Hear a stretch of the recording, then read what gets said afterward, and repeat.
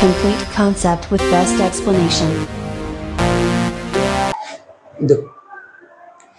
Solution of one dimensional wave equation. आपका ये देखिए वन डायमेंशन का वेव इक्वेशन। वही कंडीशन अगर सिर्फ right the one dimension wave equation पूछेगा ऑब्जेक्टिव या छोटा क्वेश्चन में, तो आपको सिर्फ इसको लिखना है। इसका सोल्यूशन कैसे बनाएंगे? सोल्यूशन, लेट द इक्वेशन कितना दिया है? वेव इक्वेशन आपका हो गया del square u by del x square equal to 1 by c square del square u by del t square. यहां पर भी दो वेरिएबल का यूज है, एक्स और टी। तो सॉल्यूशन को ऐसे ही लिखना है कि लेट यू यहां पे क्या रहेगा, एक्स और टी। जैसे हीट इक्वेशन बनाया एकदम सेम प्रोसेस। क्या लिखना है? एक्स और यहां पे टी।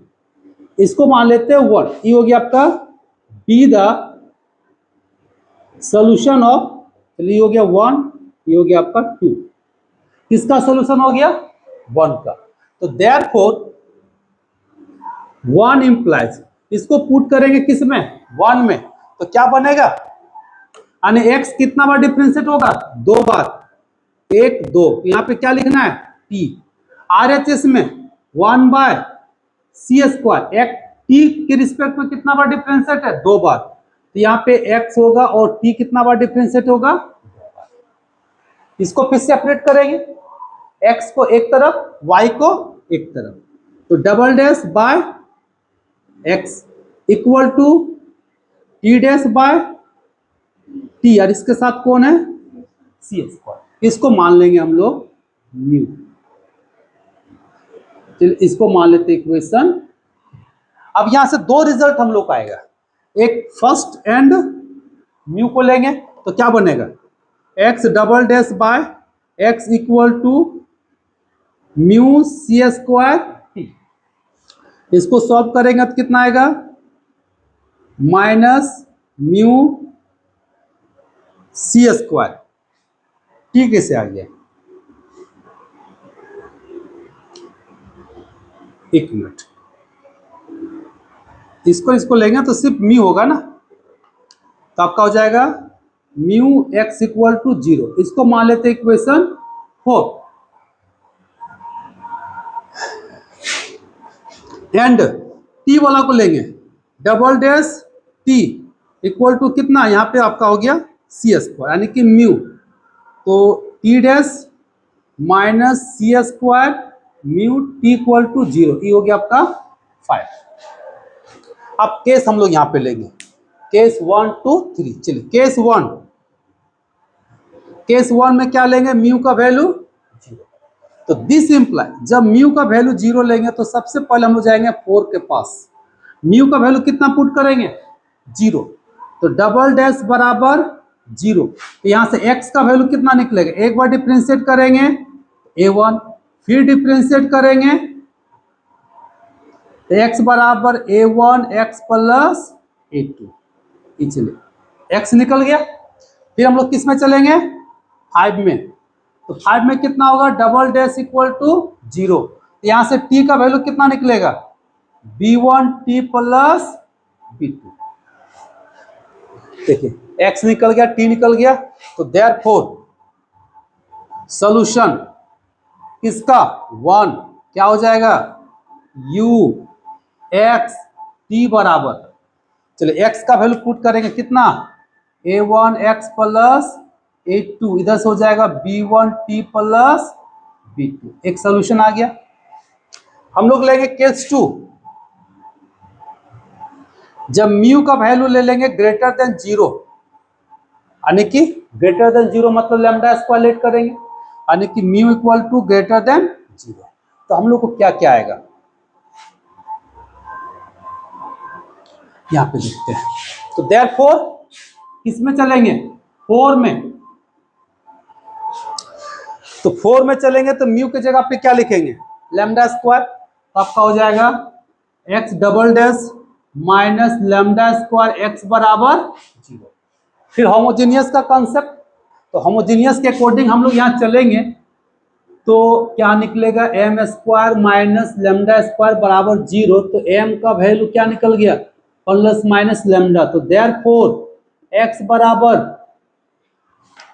A1 A2 यूज कर लिए, क्या लेंगे A3 e के power lambda x plus A4 e के पावर माइनस लेमडा एक्स। चलिए हम लोग फिर चलेंगे किसमें 5 में, टी डैश माइनस क्या हो जाएगा सी स्क्वायर लेमडा स्क्वायर टी बराबर 0। इसका भी एम का वैल्यू कितना निकलेगा प्लस माइनस सी लेमडा। तो क्या हो जाएगा इसका टी बराबर B3 e के power C lambda T plus B4 e के पावर माइनस सी लेमडा टी। यहाँ पे दो वैल्यू आया, इसका सॉल्यूशन 1 कितना हो जाएगा u एक्स टी, एक्स का वैल्यू यहां से पुट करेंगे यानी कि x इंटू टी बराबर तो A3 lambda x A4 minus lambda x और टी का वैल्यू B3 सी लेमडा टी B4 माइनस सी लेमडा टी। ये एक सोल्यूशन हो गया। चलिए तीसरा कंडीशन केस 3, जब म्यू बराबर minus lambda square that is mu less than 0। हम लोग कितना पुट करेंगे किसमें 4 में। चलिए 4 में चलेंगे तो कितना हो जाएगा double dash minus minus minus क्या हो जाएगा प्लस लेमडा स्क्वायर एक्स बराबर 0। अब यहां से हम लोग एम का वैल्यू निकालेंगे, कितना निकलेगा तो देयरफॉर एम बराबर प्लस माइनस लेमडा आई। तो इमेजिनरी निकल गया, इसका मतलब एक्स बराबर क्या होगा हम लोग यूज किए A4, यहां लेंगे A5 cos lambda x plus A6 sine lambda x.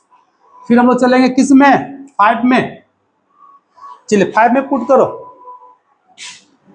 T double dash समझ लो पहले सी स्क्वायर प्लस हो जाएगा लेमडा स्क्वायर टी, यहां से एम स्क्वायर इक्वल टू हो जाएगा प्लस लेमडा स्क्वायर 0। तो एम का वैल्यू कितना plus minus C lambda i. तो देखो एम का वैल्यू कितना निकला होमोजीनियस लीनियर के कॉन्सेप्ट से, तो टी बराबर कितना होगा B5 cos c lambda T plus B6 sine c lambda t. तो देयरफॉर सॉल्यूशन 1 तो u एक्स टी, तो x का वैल्यू पूरा कितना लिखना है A5 cos lambda x plus A6 sine lambda x, इधर से t का value B5 cos c lambda T plus B6 sine c lambda T.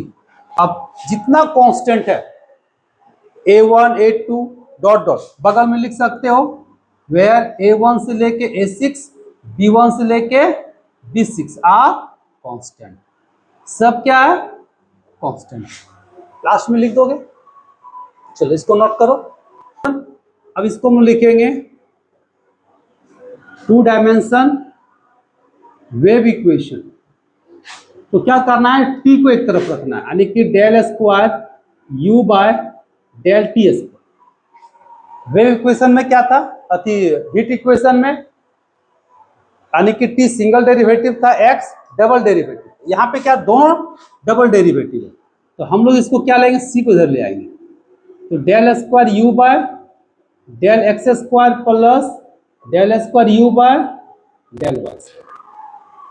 अगर इसी को लिखेंगे 3 डायमेंशन वेव इक्वेशन तो सिर्फ लिखना है del square u by del t square equal to c square, कितना हो जाएगा del square u by del x square plus del square u by del y square plus del square u by del z. अगर question मान लेते हैं कि 2 3 देगा तो सेम प्रोसेस से बनेगा, यानी सिर्फ लिखने के लिए बोलेगा 1 डायमेंशन 2 डायमेंशन 3 डायमेंशन, तो आप लोगों को सिर्फ इक्वेशन लिखना है। ये हो गया वेव इक्वेशन का 1 डायमेंशन, 2 डायमेंशन, 3 डायमेंशन। सेम था हीट इक्वेशन का, सेम था लैप्लास इक्वेशन का।